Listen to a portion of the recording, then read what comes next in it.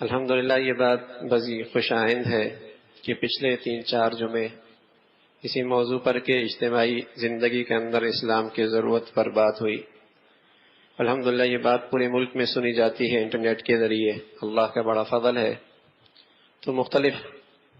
جگہوں سے مختلف انداز میں رابطے ہوئے کہ ہم کس انداز میں اپنی ووٹ اور اپنی حمایت کا فیصلہ کر سکے، مردوں کی طرف سے بھی عورتوں کی طرف سے بھی الحمدللہ پورے ملک سے الحمدللہ یہ آواز آئی ہے۔ اس پر تو اللہ کا شکر ہے کہ مسلمانوں میں یہ شعور بیدار ہو رہا ہے کہ اسلام صرف نماز، روزے، زکوٰۃ، حج، نکاح، طلاق تک نہیں ہے۔ اسلام کی روشنی کی ضرورت ہمیں زندگی کے ان فیصلوں کے اندر بھی ہے۔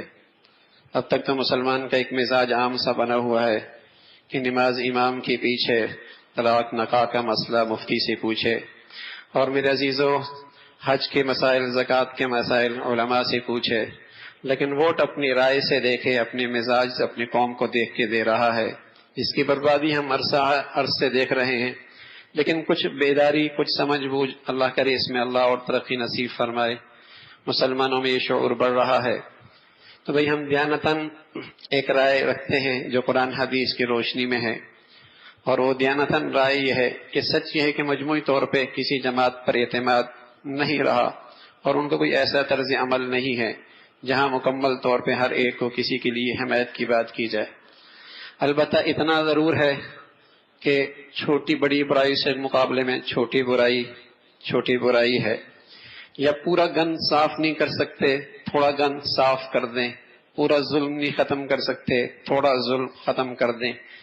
تو اس عمل کے اندر شرکت ضرور کرنی چاہیے اور اپنا وزن ڈالنا چاہیے۔ ایک بڑی تعداد ہے الحمدللہ یہاں مسلمانوں کی، ہزاروں میں ہے، اور ہر گھر کے اندر 3-4 فرد ان کے ماتحت ہیں، تو یوں یہ ہزاروں کے ووٹ ایک وزن رکھتے ہیں۔ اگر مسلمان اس کا استعمال ٹھیک کر لیں کہ ایسی قیادت اور ایسے اشخاص کو دیکھیں جو اس ملک کے اور اسلام کے اور ملک کے وفادار ہوں، اسلام کے اور ملک کے وفادار ہوں، پورے طور پر نہیں تو کچھ ان کا ماضی دیکھ لیا جائے، ان کا حال دیکھ لیا جائے، ان کا ماضی دیکھ لیا جائے، ان کا حال دیکھ لیا جائے، اور تیسری چیز یہ دیکھی جائے کہ وہ کن لوگوں کے ساتھ اٹھتا بیٹھتا ہے۔ نبی علیہ الصلوۃ والسلام فرمایا کرتے تھے تمہیں شخصیت کا پتہ چل جائے گا جب تم اس کے ارد گرد اٹھنے بیٹھنے والوں کو دیکھ لو گے، تمہیں شخصیت کا پتہ چل جائے گا تو جب تم ان کے دوستوں کو ارد گرد بیٹھنے والوں کو تم دیکھ لو گے، تمہیں اندازہ ہو جائے گا یہ کس شخصیت کا آدمی ہے۔ تو میرے عزیزو یہ 3 چیزیں پیش نظر رہیں، اسلام کا اور ملک کا وفادار ہو اور ان کا دشمن نہ ہو، اسلام بیزار ملک سے دشمنی نہ کر رہا ہو، اس کا حال دیکھ لیا جائے، اس کا ماضی دیکھ لیا جائے، اور دوسرا اس کے ارد گرد کے احباب کو دیکھ لیا جائے، کون لوگ حمایت، کون لوگ ساتھ، کن لوگوں کا اٹھتا بیٹھتا ہے، اور پھر اپنے اللہ سے دعا بھی کیجئے اور استغفار بھی کیجئے، یہ بھی کیجئے اور دعا بھی کیجئے اور استغفار بھی کیجئے کہ اللہ ہماری بدعمالیوں سے معاف فرما کر نیک صالح قیادت نصیب فرما، اور پوری امت کو، پوری